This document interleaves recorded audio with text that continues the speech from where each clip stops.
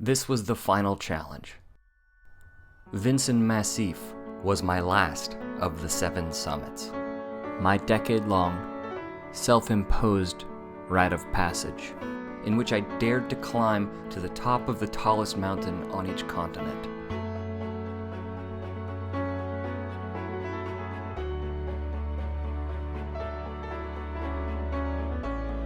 The other 6 were finished.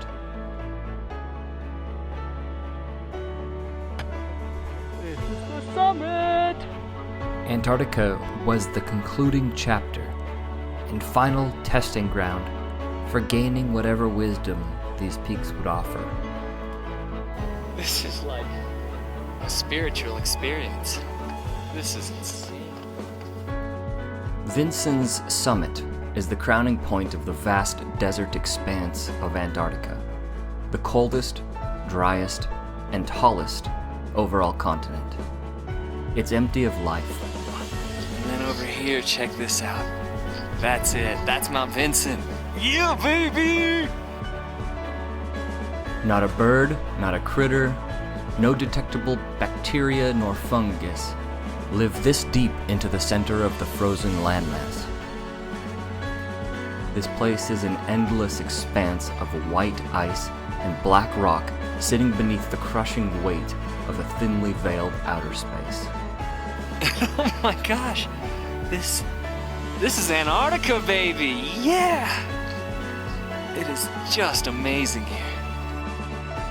Saying yes to Vinson was a massive choice that not only required coughing up $42,000, but it also put events into play that would sever the relationship with the woman I thought I'd marry. This mountain forced me to finally answer the question, why do I climb? It's easy to argue that climbers, like myself, are selfish. You can make a strong case that I would rather freeze my ass off in the most isolated and hostile locations on Earth than have a relationship, a family that didn't all have beards, or make a substantial down payment on a house. These thoughts aren't foreign to me, and I understand the arguments. Yet I find that line of reasoning to be shallow. It misses the point. If you'll join me on this journey to one of the most remote and hostile environments on our planet, I'll share with you why humans like myself don't just want to, but need to climb mountains like Vinson Massif. Alright, enough of the melodrama. Let's go climbing. I'm going to Antarctica. I'm going to Antarctica. Antarctica. Yeah, yeah. Hey, John Beatty here. I'm the mountaineer and the narrator in this documentary. If you'd like updates for the other 6 of the 7 summits, when I release those documentaries and the podcast episodes interviewing tent mates, then please head to www.7summitsblog.com. Again, that's 7summitsblog.com. Enter your name and email, and you'll get the updates. Of course, if you enjoy this documentary, please like the video, subscribe to the channel, and comment on the video or ask your questions. All 3 of those things truly do help. Thanks so much, and enjoy the show. Everybody calls this thing Mount Vinson, but technically it's called Vinson Massif. A massif is a displaced chunk of the Earth's crust. Vinson Massif emerges from a 5,000-foot base layer of ice, making the topography eerily similar to the surface of Pluto. It's so remote that it kind of felt like we might as well have been going there instead.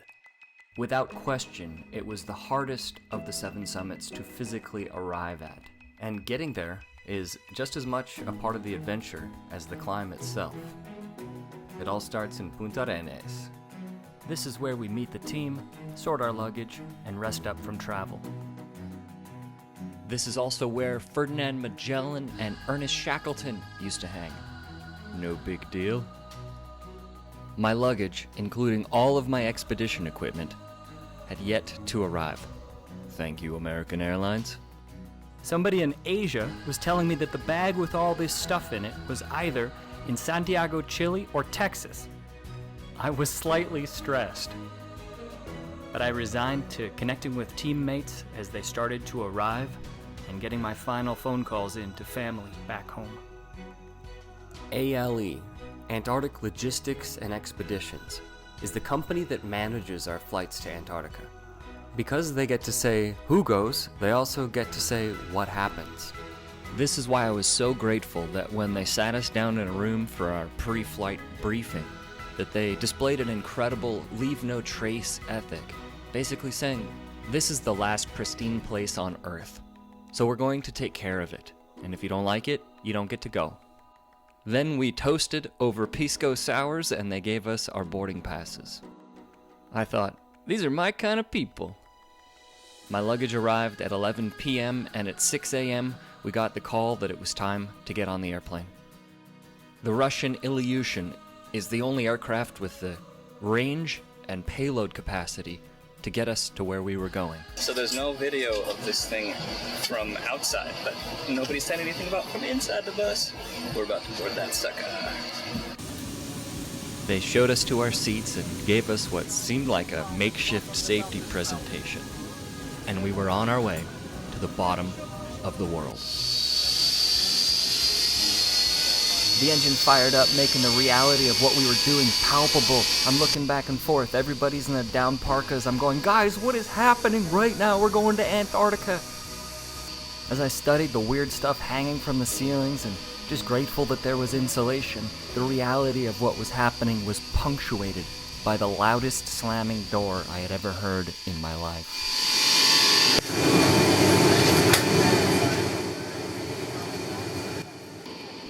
It was final.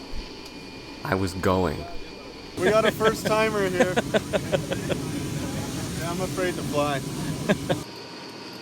A GoPro fixed in the cockpit live streamed back what was happening from the pilot's perspective.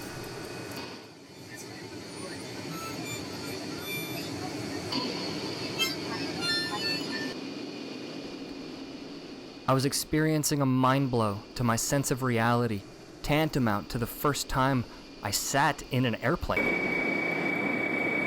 This was it, the grand finale to a 20-year dream, a decade-long adventure.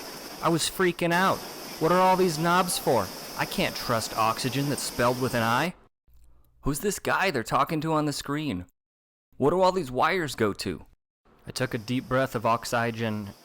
I got a visual on my very own luggage in the cargo hatch. I saw that I was with my kind of people. Most weren't even going to climb with us, but I could tell that they were the kind of people who would say, "Screw you," to ordinary living, which made me feel at home. And as I sipped on Lipton black tea, I began to ponder the life I'd have post-7 summits. Either way, There is no way to turn back now. I was going climbing. I've climbed taller mountains in my life than most ever will. And in this journey to go higher, I've discovered that scarier and more treacherous is the simultaneous, unavoidable journey within. All mountains offer a path to their summit, yet a mountaineer's true challenge is to let the mountain peel back your false layers and watch as it lays bare for you who you are at your core. Mashed between down feathers on all sides of me, it became clear that the weight of that enormous pending task was the reason for my mini panic attack. I was scared. Scared that as I stood on top of the 7th summit, that I would have a clear lens with which to look inside, and I wouldn't like who I saw. The 4.5-hour, 2,000-mile flight would take us to the center of the Ellsworth mountain range. We would be surrounded by hundreds of miles of nothing. Some of us tried to rest, but none of us really could. The screen came back on. A dark spot appeared on the snow. That's awesome. You can see the shadow of the plane.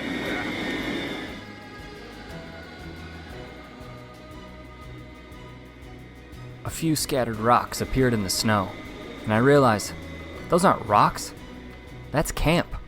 Were anything to go wrong in the expedition, this would be our closest civilization, Union Glacier Camp. Our landing strip is a 2-mile-long natural ice runway. Antarctica is a desert, but it's frozen year-round, so any snowfall gets stripped off of this 2,000-foot deep, smoothed glacier ice because of the winds. Yeah! A buttery landing. Please sit down until we get the luggage loaded. I wasn't ready to deplane. It would have made it too real. Go ahead. It'll take a little while to get everyone off. As I watched my teammates exit the plane, I pretended to fumble with my jacket. I needed a moment to prepare myself to take those first steps on the final continent. Philippe was the last of my teammates to exit the plane, and I knew I had to get myself into gear. Then I legitimately couldn't figure out how to put on my jacket. Everybody was dressed like they were going to war with nature. Once I had finally mentally ramped up, I couldn't get outside. Come on, come on, come on, out of the way!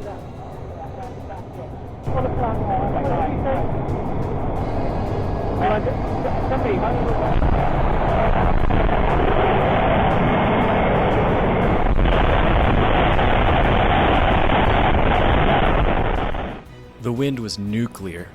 I'd guess 40 miles an hour. And this was a calm day.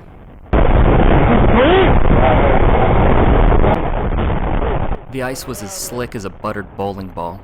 Highly skilled adventurers were walking like penguins and dropping things everywhere. IMG guide Luke Riley was cool enough to take this little photo shoot with the Ilyushin in the background. Everything at Union Glacier Camp, including those 16-passenger vans in the background and these Trucker Terra cargo tractors, arrive via that incredible aircraft.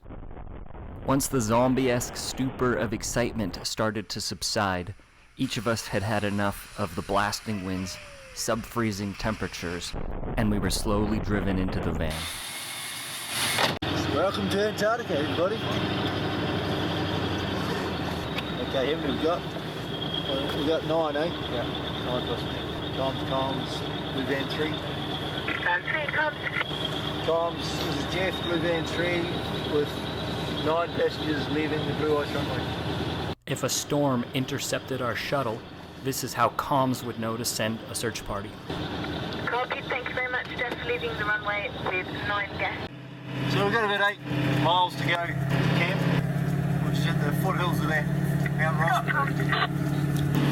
The team was stoked. We were suddenly on an episode of Dangerous Roads, driving in Antarctica along a heavily crevassed glacier. Have you ever been to a place so remote that it can't support year-round civilization? That's where we were. On the left here we have the Christmas tree, the only tree in Antarctica. When we stop, we got some people to show you around. You must go to the loo, they're over there, the little white things. I was instantly drawn to the juxtaposition of the incredible bustle of activity amidst the endless nothing. Right, so you can see the red flags on the perimeter of camp. This is the safe area. Beyond that, there is crevasses. The 3 blue boxes over there, if you have any medical issues while you're here, and just going in on the doorbell. If there isn't a doctor in there, find someone with an ALE badge on, and they'll get a radio and find the doctor. We've got these fat tire bikes. You're free to cycle around camp. You don't have to ask me twice if I want to go fat tire biking in Antarctica. These look like they're people tents because they look super burly and strong. Volleyball going on. Here the planes will be taken out any minute now. There's where the diving pool used to be. Womp womp. These planes are so amazing. These mountains are so cool. Man, what a beautiful place. My joyride was cut short by seeing the tractor full of our luggage arriving at Union Glacier Camp.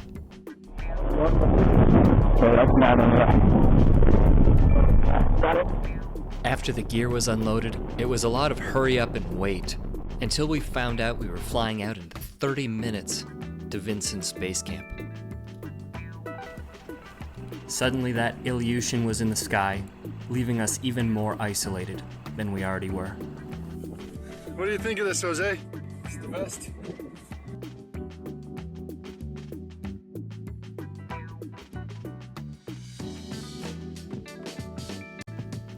Each teammate confirmed that his luggage had arrived, and we walked onto the airfield with spirits as bright as our smiles.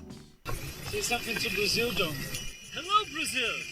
Are you going to complete your project, 7 Summits? Absolutely, Vincent's going down! Boom! Tá ótimo aí. Peraí. Notice the lack of wheels on this Twin Otter aircraft. We boarded through the back door and saw that our luggage was already inside. Seatbelts on for the flight, please. It's a little bumpy leaving here. Expecting a few bumps over by Mount Vinson there as well. And for more information, there's safety briefing cards in the seat pockets in front of you. There's also six tracks and earplugs in there as well. There's a fire extinguisher underneath the front right seat in the cockpit. In the rear baggage compartment, it's full of survival gear. There's also an emergency locating transmitter back there. In the unlikely event we need to evacuate while we're on the ground, I'm going to yell evacuate 3 times. I'm going to tell you which side of the aircraft to leave from. Just look outside, make sure there's nothing unsafe out there before you get out. What could possibly be unsafe out there? The 45-minute flight would take us 95 miles to Vinson Base Camp, a place so remote that even Google Earth doesn't have the colors right. Were something to go wrong, and weather were to prevent an aircraft from returning to us, we were a dizzying 1,283 miles to McMurdo Station over thickly crevassed glaciers in negative 40-degree temperatures. Anybody have any questions? Nope. All right, guys, enjoy the flight. Thank you.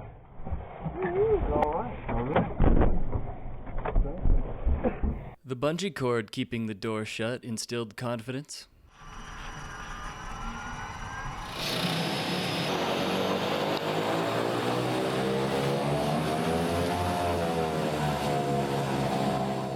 This was it. The last leg of the journey to the southernmost continent's high point. Finally, I was going back to the mountains.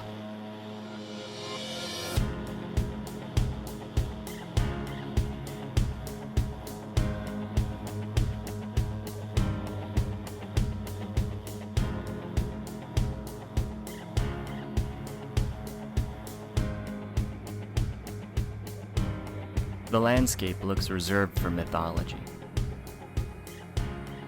I welcomed the isolation's reprieve because everyday life had started to feel like this terrain.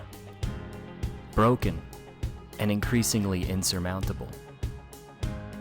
The airtime allowed me to reflect on my cascade of calamities, which were nearly comical in number. The sequence started with post-traumatic stress disorder, onset by my close proximity to 16 deaths. I caught a recurring strain of malaria, which ravaged my body over the course of a year, crippling me for days at a time. I was in a rollover car accident that destroyed most of my belongings in tow. The concussion put me into a deep, unsettled depression. Simply put, life had kicked my ass. I had to go because this place is where I knew I could kick ass back. But mountains don't just give themselves up. My decision to go was the catalyst for a heart-wrenching breakup. I was homeless as I tried to figure out my next step. Just as I started getting back on my feet, I ruptured both Achilles tendons. With equal doses of defiance, courage, and stupidity, I hobbled to the mailbox and sent the check. I upgraded from living out of my truck to living here. I was a physical and emotional wreck. Then I saw the peak, and for the first time in a long time, I felt hope. When the skis of the plane landed on that snow, one thing settled into my bones. It was comeback time. I decided that this was not a finishing chapter. This was a starting chapter. From the bottom of the world with nothing in my name, I would hit the reset button. I'd begin again. Right here, right now. Vinson Base Camp! This is it, baby! Last of the 7 summits. Got the sweet Vinson. Ice. V looks a little bit sad. just landed in this twin otter here. I didn't yet know what brought my teammates here, but that's what took me to the bottom of the world. So we set up tents, set up Sharp's pile. We got the sleeping bags in, got the solar panels out. This is base camp. Just kind of organizing gear after seeing it for the first time in a few days. How do you feel so far? Oh, very good. Yeah? You happy? Well, I prepare. That's the whole thing. That in fact is the summit of Mount Vinson, right there. And so what we're gonna do is head up that track, go up to where it flattens out, and then we'll follow that ridge line all the way along here. We'll hug right up against the cliff, and then we'll get to low camp, or camp 1. But then after that, we continue up on the other side of that mountain, hit high camp, and then we'll do a bust on up to the summit. We had 14 days scheduled for the expedition, but if weather prevented that plane from getting back to us, it's not unheard of for teams to be stuck at base camp for 3 to 6 weeks. Then the plane's about to leave. That'll be it. We knew that we might not see it again for a month.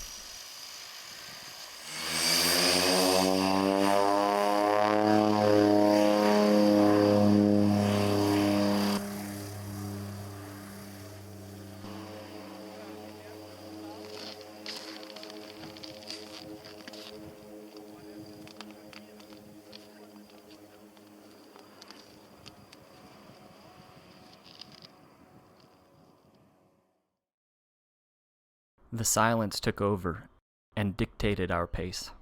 I was standing on snow and ice that was hundreds of thousands of years old. This ice fall is insane. Really cool looking ice fall. Look at that. So sweet. Just pristine. It's all white. Crevassed section over there is just gnarly. Look at that. Let me introduce you to the team. How was your day, guys? It was good, it was good. There's Joel, Philippe, and Elon, also known as the Brazilians. Bloody amazing. Antarctica. It's incredible here, isn't it? Oh, man. Americans Mike and Rick, and from the Dominican Republic, Jose. This is the cook tent. There we go. This is, what's this bucket for? This is part of our ritual. It's our ritual? Yeah.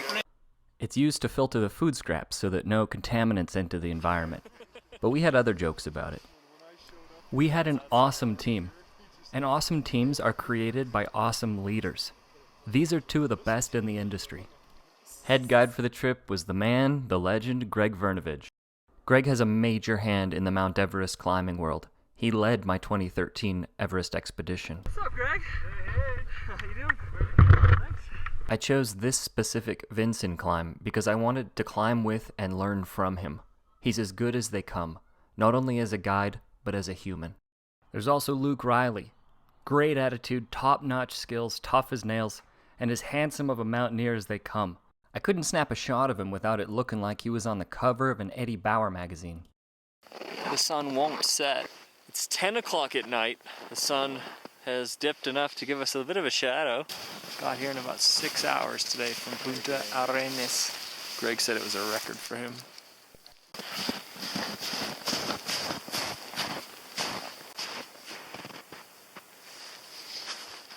I crawled into my sleeping bag with a newfound glimmer of hope.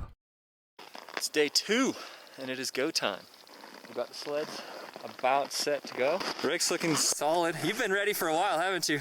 Born ready. Yeah, that's the best attitude. Born Ready Rick, a surgeon from San Diego, smart, driven, and taciturn.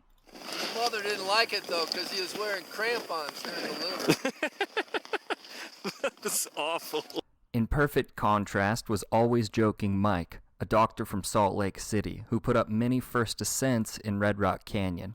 Also on our rope team is Jose, an engineer from the DR. They're all tied up to the rope lines. You run the rope underneath the padding of the backpack, and then you tie your kind of equalized anchor, which then you tow from your pack. That way, like if you go into a crevasse, you need to get rid of it, then you can get rid of both the sled and the backpack at the same time. Sun only goes down behind this hill here between like 3 in the morning and 10 in the morning. So I woke up in the middle of the night. It was silent, bright as could be out, about 2 o'clock, and I thought everybody had left without me. Woke up in a panic. I missed Vinson! So we're just gonna drop off some of the stuff that we need up at high camp. I'm about 6 hours up and then 2 hours down, and it is just a beautiful day to climb.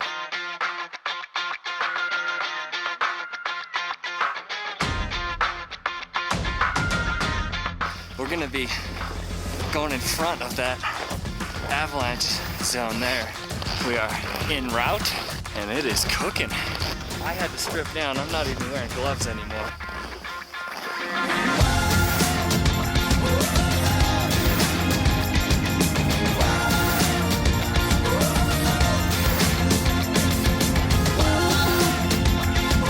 In this endless ice field, they're just cliffs of ice and crevasse. Huge ice fall number 1, and then over here we got huge ice fall number 2.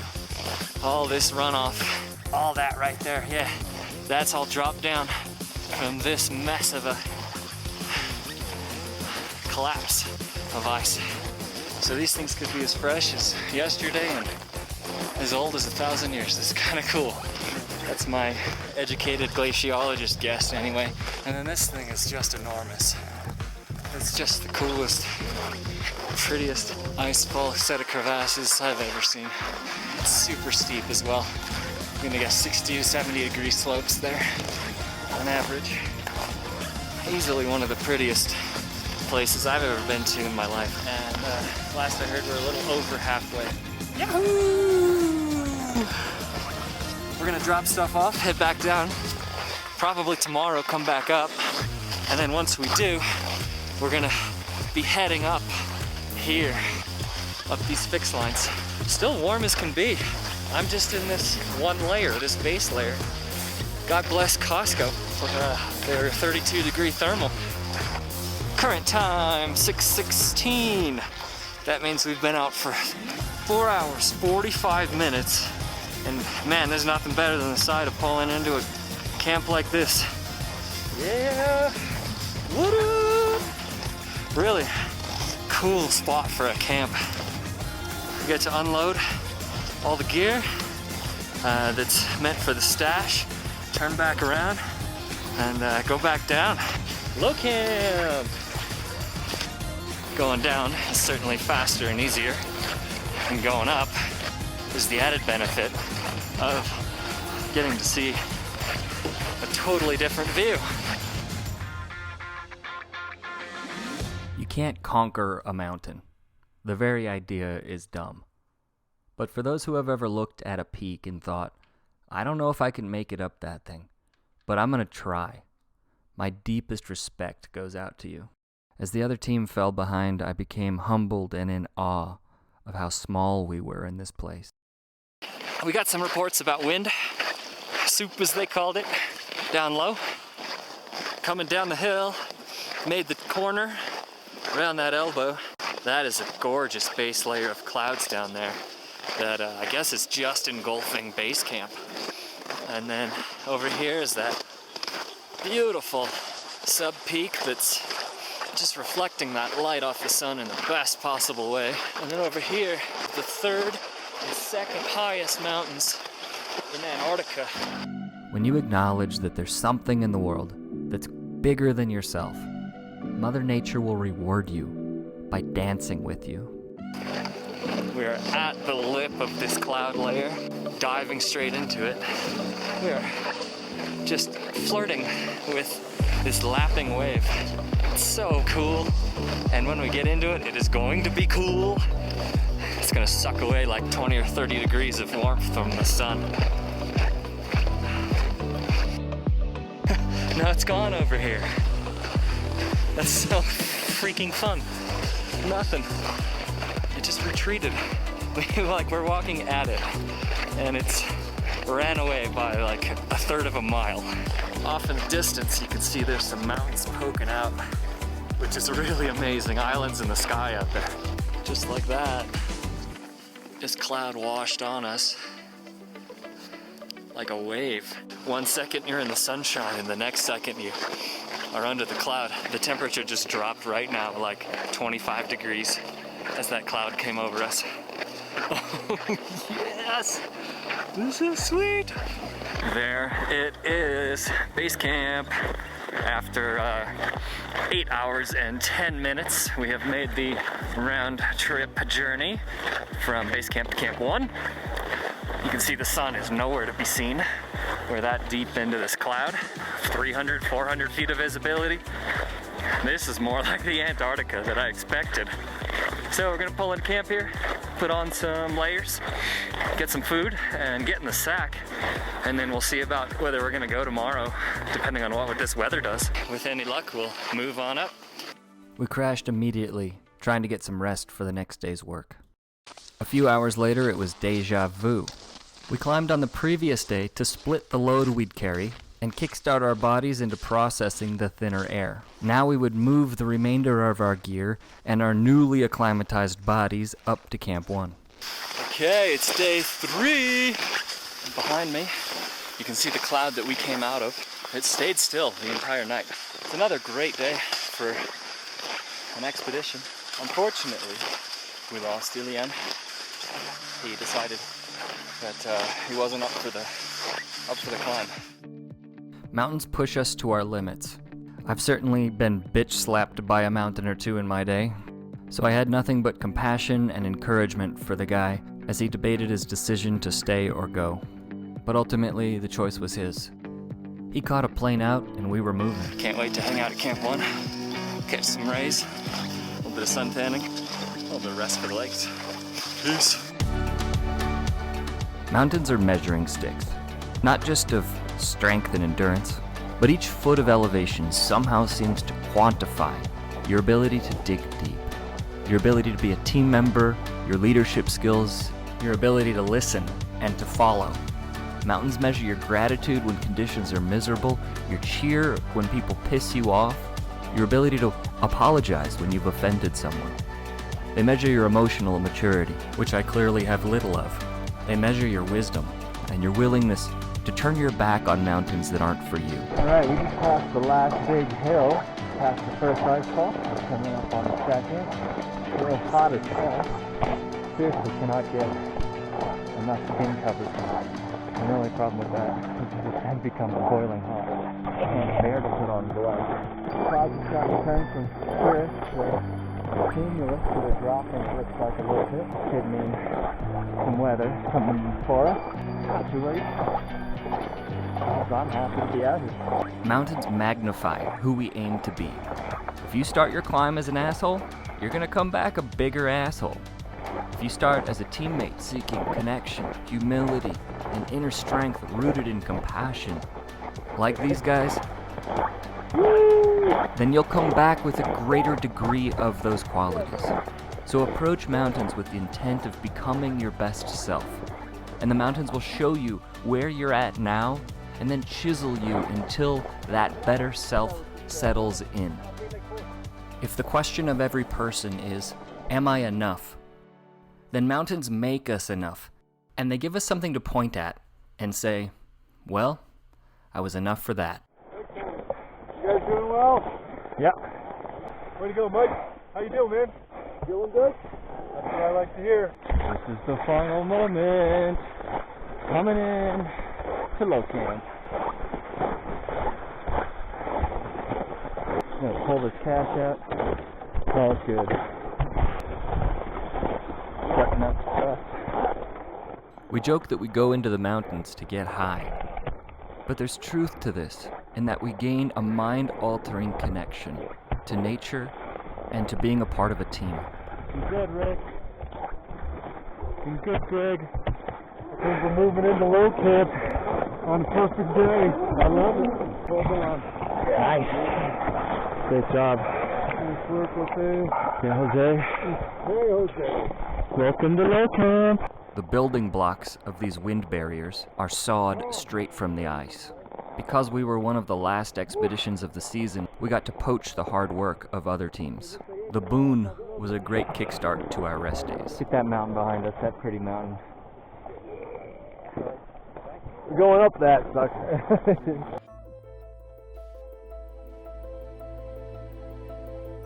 In a place like this, I couldn't help but feel compelled to allow the quiet to speak its mind.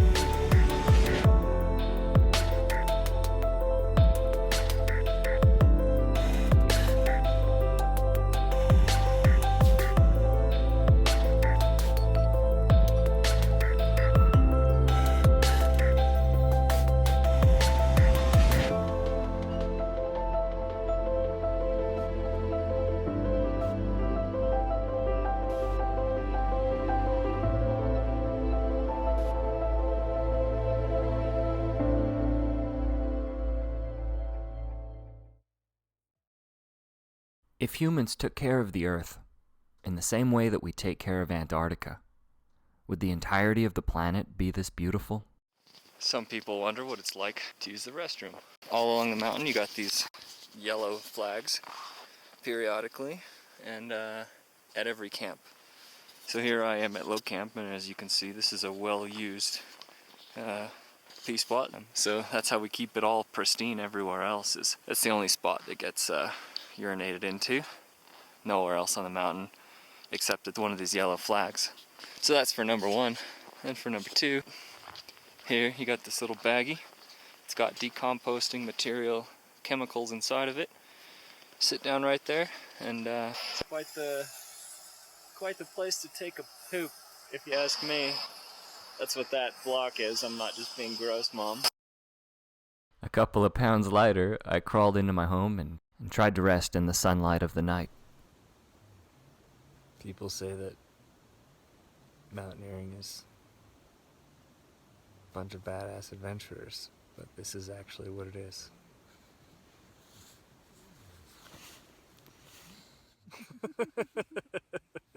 This is what we do.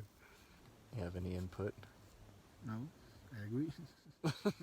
Shut the hell up and let me sleep, he said. There you have it. Without any mirrors nearby, I actually forget what I look like. So I take pictures. How you doing? After a night's rest in full sunshine, Mother Nature started the day off with an unforgettable show. The wind had whipped ice crystals up into the sky, creating an optical phenomenon that was formerly called a parhelion in meteorology. Man, this is the best in the world right here. Look at it. Got sundog, a little moisture up there, but calm as ever. Luke is doing my jazz hands that I love so much. With this kind of beauty in front of us, you can hardly blame the guy for throwing his hands in the air and celebrating. These clouds and this halo, there's a rainbow around the entire sun. The mountains, all of it there makes this just gorgeous, gorgeous scene. Man, this is just so pretty. This is what a day that is perfect in Antarctica looks like. It's a rest day, so we do nothing but recover and relax and put on sunscreen and drink water and tell jokes and read books and let our bodies heal and we acclimatize. Climbing Antarctica is not hard enough for Felipe, so he has to do sit-ups. 1, 2, 3, come on! 4! Woo! Yes, I feel my back sore. Philippe, the friendliest guy on the mountain, would like to show you around. So, this is our camp. Yes. This is my uncle, Joey. Would you like to join the tour? Well, They are Climbing to high camp to high camp. on the fixed ropes. Right in the center of the frame right now, above that crack. Those 4 flecks are the climbers. Yes, and they are suffering. Suffering? Yes, you can see they are. You can see in their walking? How you can They're see, walking? Joey? Very, very, very, very slow. That's why it's easy. So they suffer. We are going to do this tomorrow. Look this time. There's another team that just took off as well. They're still down here in the glacier field. My lips were so cold I couldn't pronounce words. You can see the trail. They go up to this kind of interchange point, which is when they get onto the lines. They go up, cross this crack in the ice, continue on up those ropes to where they are, and then they're going to continue climbing up and up and up and up and up and up and up and up and up and up and up and up and up until they finally, at some point, are going to cross over those rocks. In the lower left hand of the frame, you've got the group of 2, and in the upper right hand of the frame, you've got the group of 4. So if I zoom out, do a little Looney Tunes style, that's it. Let's be invasive. We're going to invade the tent. Please come in. Show me a tour of your tent. Yeah, this is our tent. I'm splitting with my uncle Joe, and this is our mess. And today is a rest time, so time to put all these things in order. You have your solar panel. Exactly, we have Yeah. everything that we need. Sunglasses so they don't get cracked. Yeah, it works kind of mirror I also. like that you have the socks right on your head. Look my hair. It's your... What I can do with it. That's sock grease right there. We're gonna sell it. We'll sell Antarctic sock grease. Why not? Yeah, we'll make millions. Make like a... And then I need to take care of my blisters. Oh yeah, let's see those blisters, man. Those are nasty. So here's some sweet Antarctic boots. These are double over boots, they're called. So underneath the first big boot is this little boot. There's the little boot, and then he has to unlace all of those. Now the sock, and you can see the steam coming off the sock because it's so cold. This is a good shot of the toe. This is not good to show, but... Yeah, but it shows what's real. So he's got how- blister on the side, blister over there. Man, you got them everywhere. You're taking it off?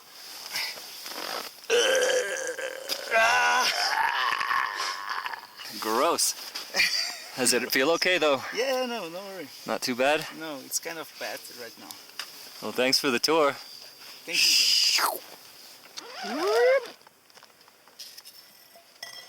you. Without a cellular signal, the natural pace of life settled in. One thing I love so much about it here is the total silence. No animals, no insects. When there's no wind, it is just quiet. That crew's a little bit higher now, up by that black rock. They're right dead center of the frame. Man, does that make a nice frame. The other teams were an ever-present reminder of our objective. Greg and Luke called the group together to review rope skills. I rarely ever use my ascender on the fixed line, okay? So you're gonna slide this up. And Luke, it was funny this morning, he says, he put on his getup, he said, here's the ascender I used on Everest that I never really used. And it's kind of funny, but it's exactly that. You get it on there, all it is a backup. So we've got my safety line, the ascender for the fixed ropes tomorrow. We'll be going up with ski poles, ice axes, everything. There's our fuel cache for boiling water. The next day was another rest day. With temperatures around -10 to -20 centigrade, we basked in the sunshine.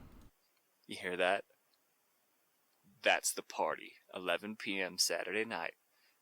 Mount Vinson, low camp, yeah.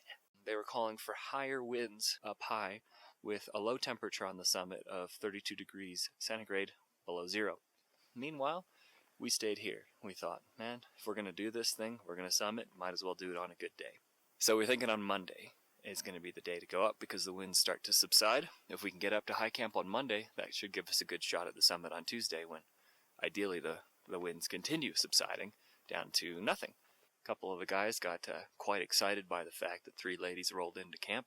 Shows you what mountaineers get a kick out of while they're out here hanging out with a bunch of guys for a week and a half. Let's see how it goes. We're going up the fixed line. Ooh, hard day's work ahead. You got this. One dirty joke, Mike. One joke at a time, Mike. One joke at a time. That's no joke. The joke is me trying to climb this mountain. You're gonna do it. We were like sled dogs, strapped to the ropes, barking for some action.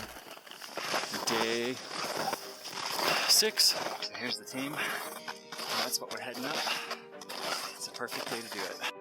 With crampons on the boots, ascenders on the rope, and safety systems in place, the real climbing had begun. Here's the fixed lines. On the last, on the rope. We're coming up to this very first crack in the ice. Ascender, safety, both of those connected to my harness. So at any point, really we have 2 points of failure. So far, so good. I'm feeling super strong. I think everybody in the team is as well. Yeah! This was the day I had come for. The day I'd face the steepest terrain and the darkest part of my own shadow. Way down low. Better clouds. You can just barely make out camp. One or low camp. The coolest thing here is you can see the route. Our former home had become a tiny and insignificant scab that we etched into the snowfield. Within days, the wind would wipe out all evidence of our presence. This is just spectacular. We just passed these guys. They summited, feeling good. Yeah. I was starstruck. It was Lac Parita Sherpa. The guy's got 17 Everest summits under his belt. And now, we go to follow in their footsteps. Enormous footprints to fill in. Already I had been reminded of how tiny we are in relation to the world. And while we may be microscopic amongst the meaninglessness of it all, we are not separate from the expansiveness. Climbing reminds us that we are connected and a part of something that's bigger than any displaced chunk of the Earth's crust. I don't know what in life can beat mountaineering, which is why I keep doing it. This is pretty awesome. The message of the mountains is that we are woven into the fabric of infinity. So freaking cool. So he switches over first the safety carabiner and then the ascender. So this is also called a Jumar. It's one directional. It goes up the rope, but when I pull on it, it bites on the rope and stops me from falling. Anchor!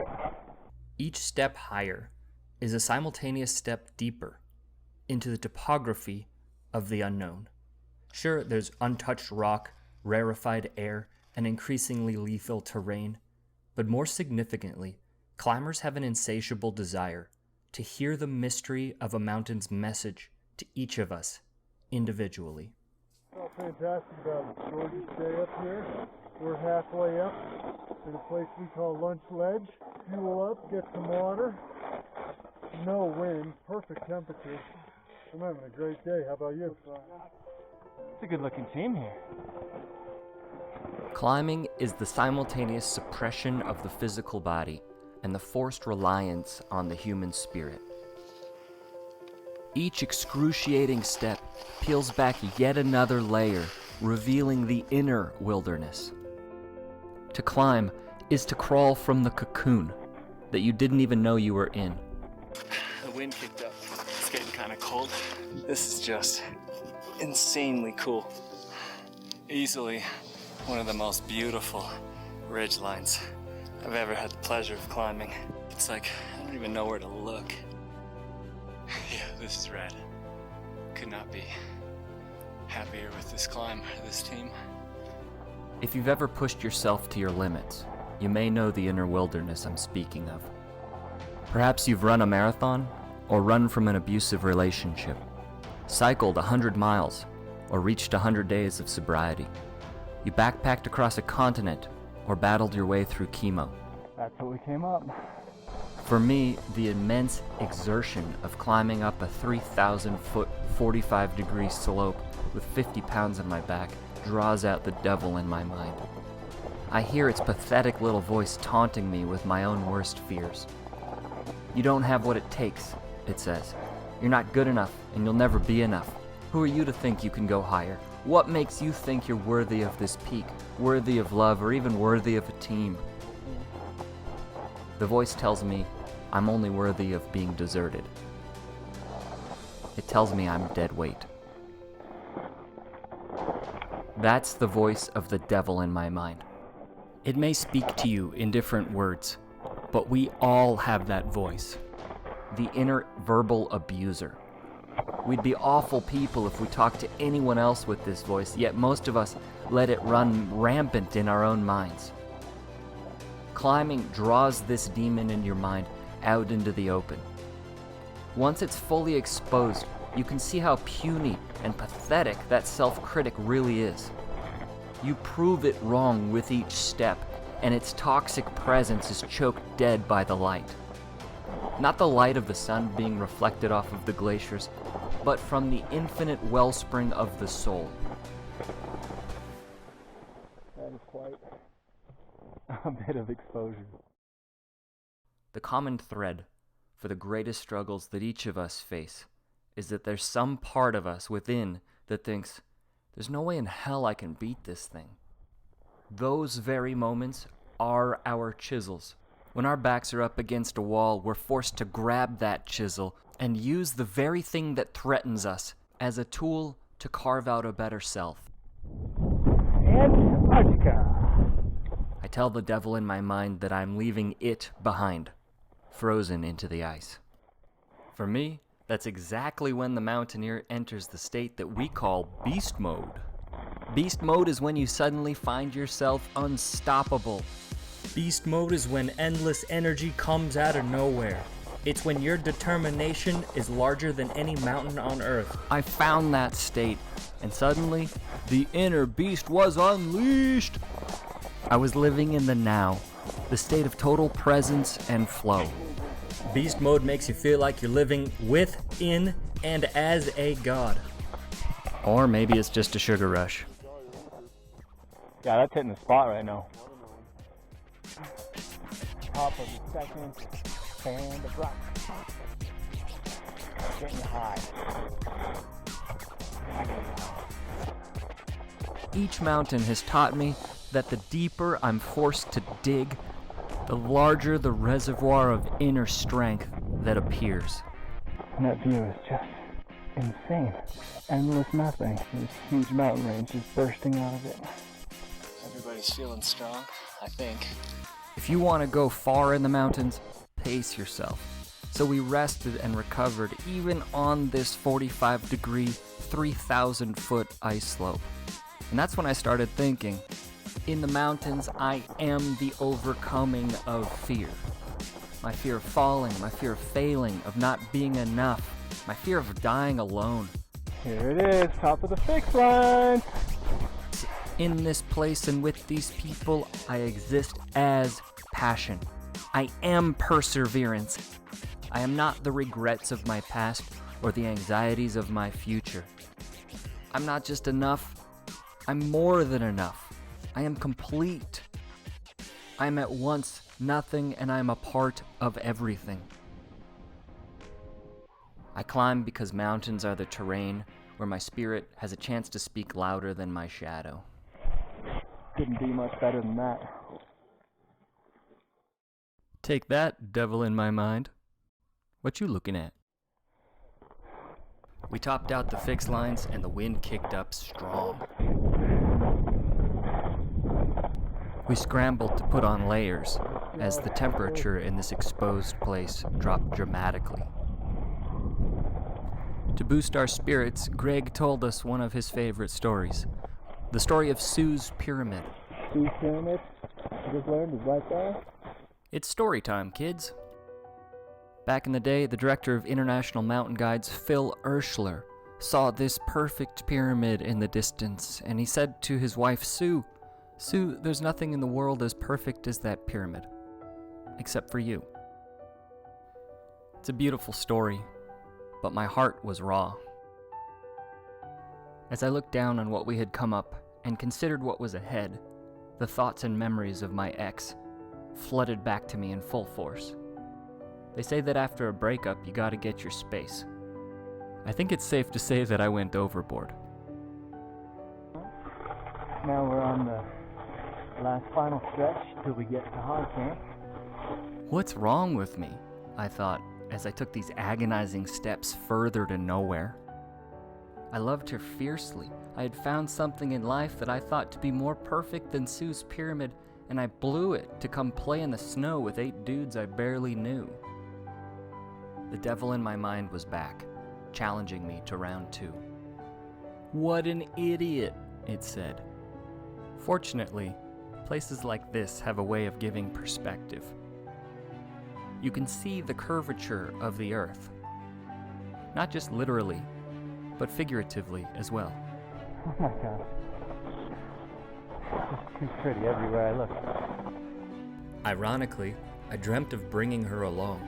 I had this grand vision of proposing down on one knee at the top of the bottom of the world. Before this was voiced, she voiced that Vinson or any solo adventure contradicted her understanding of a healthy relationship. On its surface, the choice looks easy. What do you want in your life? Passionate true love or a pair of ratty old sweaty boots? But it's what the boots represent. I slowly realized that more painful than ending a great love would be to end my own sense of identity. All these things I express that I get from climbing, that I am indeed enough, that I'm complete, one with the world, one with God, that I'm a valuable member of a team, that I'm bigger than my own demons. These are all truths that I'm reminded of in the wilderness. Mountains are the only place I've found where I can see the world in a grain of sand and heaven in a wildflower. More foreign and isolating than spending 2 weeks in Antarctica would have been to kill off a 25-year-old dream. I took the hard stance that I don't want to be with someone who just tolerates my time in these cathedrals. I want to be with someone who celebrates it. This is Antarctica. Worth every penny. That definitely was a haul up those 6 lines. It's colder up here for sure. I guess it's 15 below. We're going to take this immediate right-hand turn, and then there's going to be a dip. And in that dip is where high camp is going to be. Dun, dun, dun, dun, dun, dun, dun. High camp! Hells to the yes. Bam! Way to go, Jose. Way to go, Mike. Team Supreme. Crushed it. Yeah. Great work, Rick. Yeah. I think that mountaineers celebrate like this, when arriving at places like this, as an unspoken way of honoring each teammate's act of digging deep to find more strength. At high camp, everything was right with the world. I smiled as I again made the mountains my home. With the technical climbing behind us, it became clear that this was the time to have some fun. We have to get Brazilians. Absolutely. Oh, no way, no. What you cares? What are you talking about, man? You know what I'm talking about. The end was in sight, and this was a special moment. More special for some than others. Luke joked that he was not, in fact, a mountain guide, but rather a high-altitude, underpaid gourmet chef. Your meals were great, man. Don't worry about what Jose said. Once the team had settled in, hydrated, and been well fed, I caught sight of Luke and Greg making sat phone calls back home. They caught sight of me being mountain paparazzi. They may not like the camera, but man, can they strike a pose.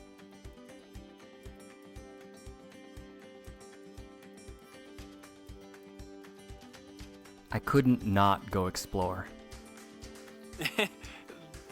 Look at how weenie camp ends up looking. Like, that's where we live, guys. That's our home. And then compared to the vastness of the rest of Antarctica, like, we are just little nuggets of nothing up here. Look at this giant glacier field over there. And as it starts to head downhill, it starts breaking up into all that nasty crevasse stuff there. And then over here, check this out. That's it. That's Mount Vinson. Yeah, baby! That's probably tomorrow. We're gonna go get it. This is Mount Shin. So I don't know the name of that one. What a spot. You can see why we once thought the world was flat. This felt like the edge of the earth. Oh my gosh! Look at this. Oh, so sweet. These clouds are just ridiculous. They're so cool. Islands in the sky, just popping out of nowhere. There's that straight line right there. That's what put us all the way up into Camp 2. So in reverse, going back down here, straight line behind that spiny ridge, and then connected with it way down here on this guy. I'm so glad we came up today too, because we'd be all socked in that nastiness if we didn't. That point there, that marks the end of the fixed lines, and then the fixed lines go. They go 3,400 feet below us to Camp 1. Like, the cloud is just blanketing right over that mountain. We climbed to be in awe. I was in it, so I set up shop. Filming a little time lapse right now, keeping power going to the time lapse. Unbelievable. Man, this is like a spiritual experience. This is insane. It was like I could feel the breathing of the earth. I could hear its heartbeat.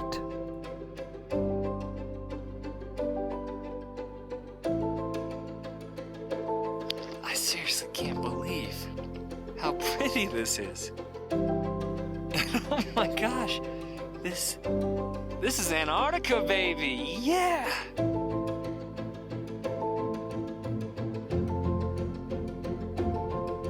If there's such a thing as enlightenment, this moment is the closest I've ever come.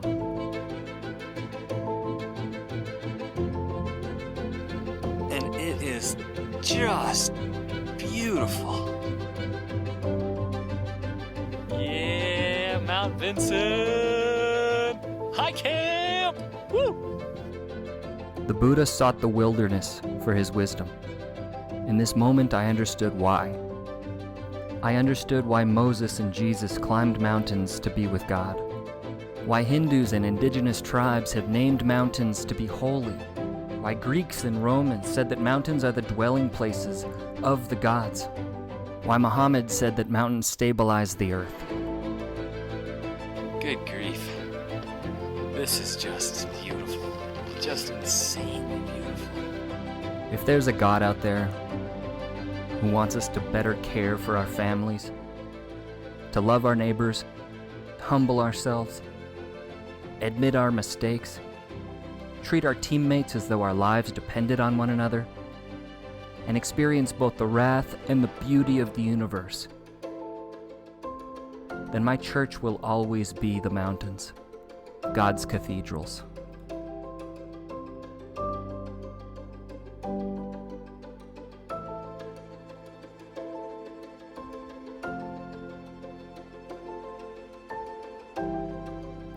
This place is my home.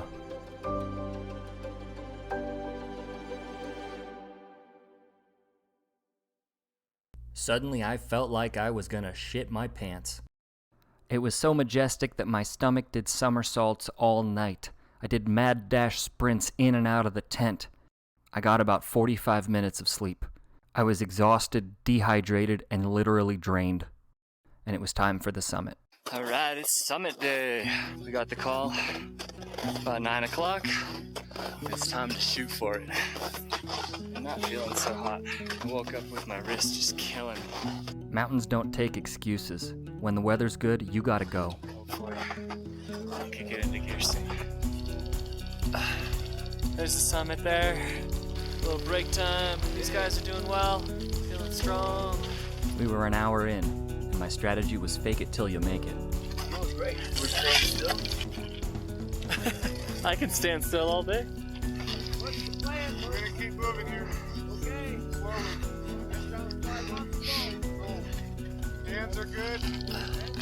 Hands are good. Hands are good. We actually couldn't stand still all day.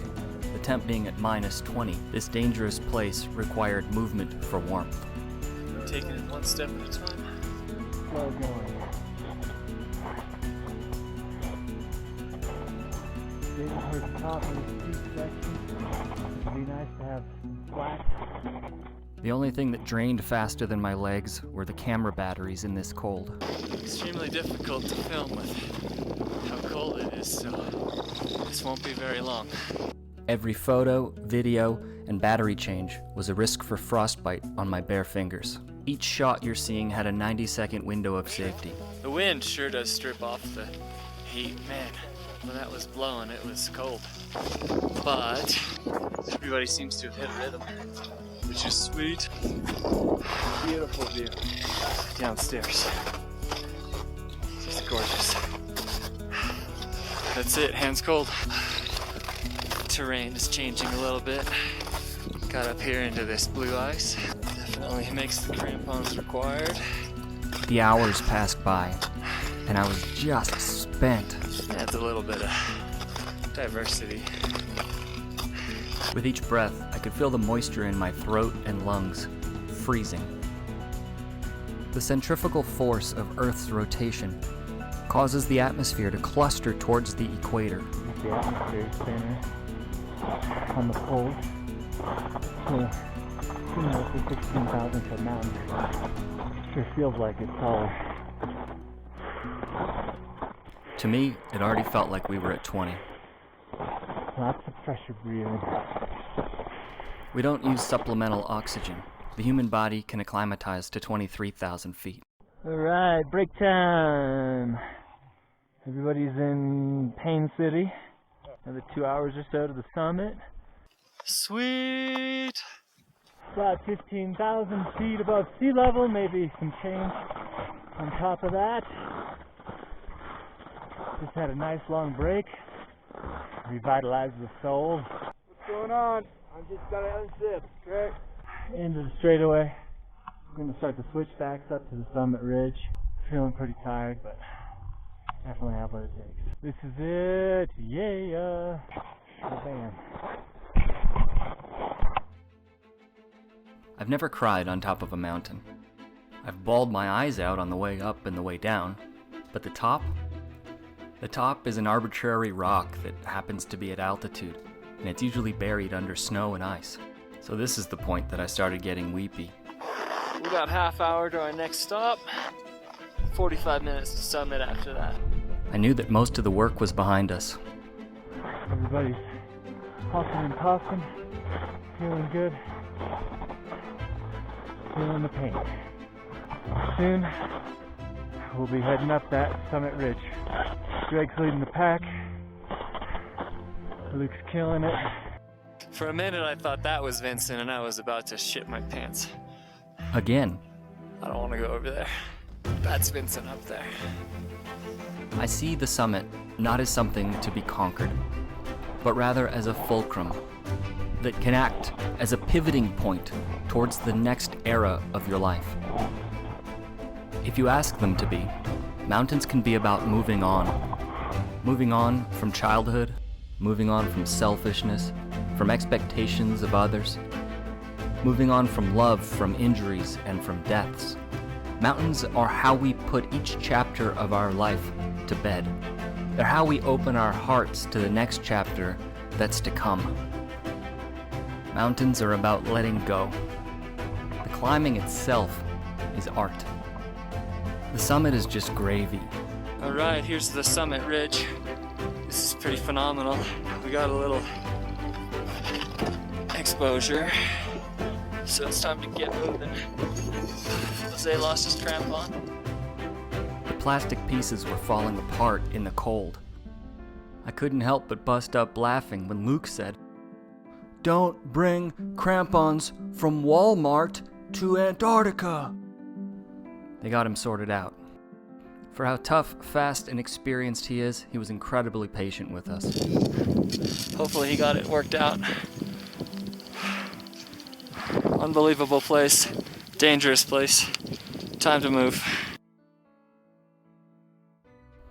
I accidentally set my knockoff GoPro to film in 4K resolution. That and the temperature sapped the batteries in seconds. This is the last clip I was able to film. We're filming. The final steps leading to the culminating moment of a decade's work.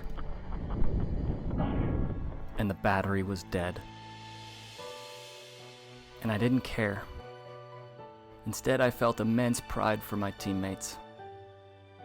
In those final steps, I committed the memory of that moment to just be one for me. Fortunately, I could also count on my teammates. Specifically, Philippe and his iPhone, as he captured the moment.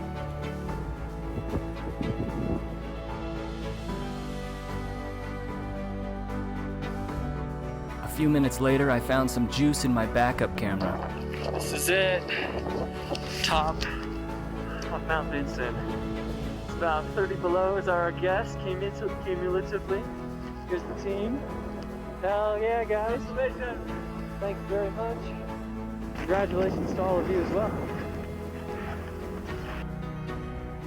That's the true summit right there, that mound.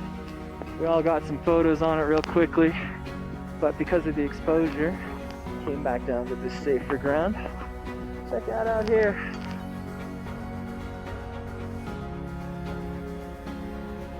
Isn't that amazing? What a spot. What a way to live a life.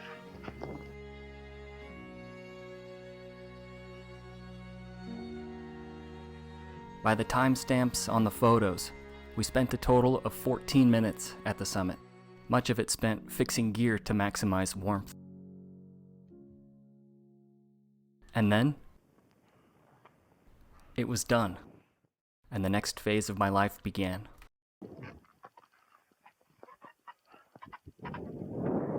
Are you cold, John? Are you okay? Good. Am I cold? When do I get cold? We did it! Mount Vinson! In the bag. We're on the descent. The way down. Down matters most. My tears were freezing on my face. Let's try that again. Down matters most. There it is with some composure. Fortunately, I've got the mask on. Did it. 7th summit. Getting down is more important than going up, so I committed to descend well. As I looked at this gorgeous landscape, choking back tears, I realized that it's not being perfect and having our acts together that defines our humanity. Rather, it's our proverbial crevasses, bergschrunds, and years of underground tectonic plate collisions that make us who we are. Pretty cool. Pretty gorgeous. Sure, I had a rough patch. Vinson didn't fix everything all at once, but it made it loud and clear that the best is yet to come.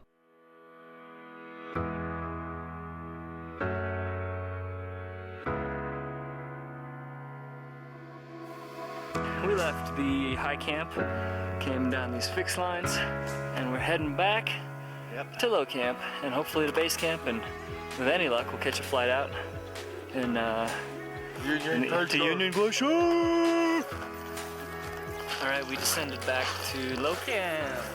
Here comes the second team. On in. Yeah. Nice work. Packed up the sleds at low camp, and pretty much immediately dropped into this cloud. You can't have all sunny days in Antarctica. Much different scene around here without the sunlight. If this cloud drops or burns off, we might be able to get on a flight out tonight. In my book, the top is not the goal. Getting home is the goal. As I think Ed Beester said, the summit is optional, but getting home is mandatory. So this is a pretty cool moment with that being said. There it is, base camp. We've done it. A successful, safe, round trip journey. Made it back.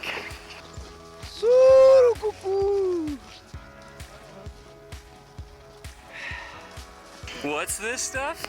Champagne. What is this? Yeah, champagne. Good job. Cheers. Cheers. Cheers. Hey, you guys. Yes, sir. Thanks to you guys. Thanks to Luke.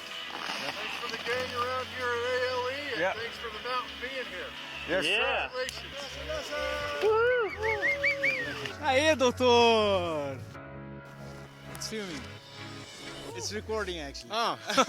Then Jose busted out a bottle of smuggled Caribbean rum, so he spent the next 2 nights organizing gear, partying, and waiting for the clouds to clear.